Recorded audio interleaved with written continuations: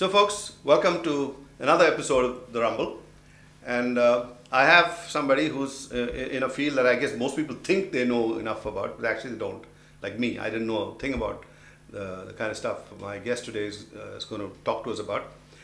He's Krishnan Menon, and he runs a company called Knowledge Stream, which is, we'll find out as we go along, what is Knowledge Stream all about. So welcome to the show, Krishnan. Thank you. All right, so let's hear it in your own words. That's the easiest and best way. Absolutely. What is Knowledge Stream all about? Knowledge Stream is basically an end-to-end marketing services company. Started in 2010. It was we got into this business way back in 1990. Okay. Been a serial entrepreneur for a long time.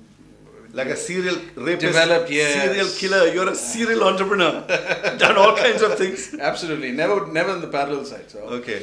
we built companies and we found better fools to buy them. So Okay. that was our journey as thus far. And Knowledge Stream has been a journey that has started from 2010. And our main focus is to manage marketable databases. Okay. So the knowledge is coming from that. Absolutely. What knowledge will you gain out of the data that you get? Which again is a very subjective thing, because we talk of databases which are primarily in the B2B spaces, Okay. and that enabling, being said, it is a basic enabler for any marketer to understand if he's got a qualified data, he can do many things that go around a very healthy database. Okay. So that database is, you decide what goes on to the database, or No, it is they give you whatever they have? It is not they who give me a data. If they have a database, we are more than willing to accept it. Okay. But if the basic funda here is that they understand,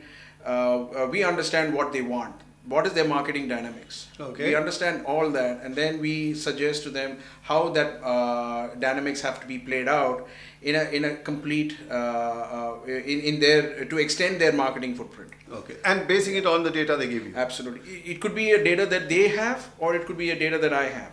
Oh, okay. So, it's it could be a mix and match of both. okay. So you can contribute your data. So Absolutely. do you own a lot of data yourself? Yes, we do. Over a period of time, we have accumulated a lot of B2B databases Oh, isn't that from somebody various else? touch points. So It is not copyrighted. It is databases that are available in public domain.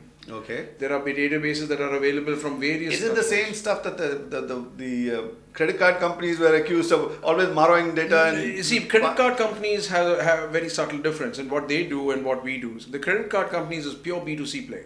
Okay. We are pure B2B players. Okay. So any company worth its salt would find we find it very orgasmic Okay. to get it on us. Okay. Organic I've heard of, but it's a new one. But tell me, but when you have this data which some company has given you in the process of hiring you Yeah. for an analysis, you are allowed to pass it on to others? I don't know. There is a confidentiality agreement set out Okay. with the company that is giving us this database. Predominantly, most of these companies who give databases to us, other than the banks and insurance companies, where database They're barred officially from. It is absolutely barred. It is not given out because But are they there's a people- confidentiality. People adhere to all these? Well, of late, the government has come down very strict, been very strict on the adherence to basic privacy laws. Okay. And that has effectively been pushed down to all marketers such as us. Okay. And So therefore, what we do is, especially in the B2B environment or in a BFSI, which is banking, financial, and insurance sector, where information is very, very private. yes. You would not like your databases to be floating around the countryside. So when you say your database, what would you think? What am I supposed to infer? Would be those little bits of Your information? name, Okay. your address, All your right. personal contact numbers, Okay. your Mail other IDs. your mail IDs. All these are Your bank balances? Well, some of them. That is the reason why in analytics, which is a part of, which is a small piece of our work Okay. that we do.